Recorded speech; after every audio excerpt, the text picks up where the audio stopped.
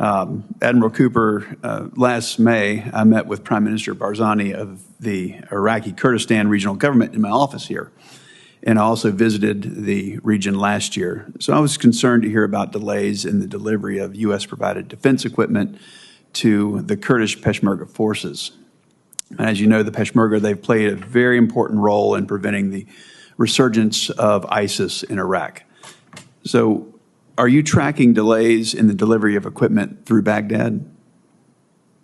Senator, first, thank you for your passion in support of the Peshmerga. Great teammates. I have been tracking these delays. They're friction points that I think we've been able to work through, and if confirmed, it would be a matter of priority for both me, the staff, and the tactical staff on the ground to eliminate those friction points, get the resources into the hands of the Peshmerga as soon as possible.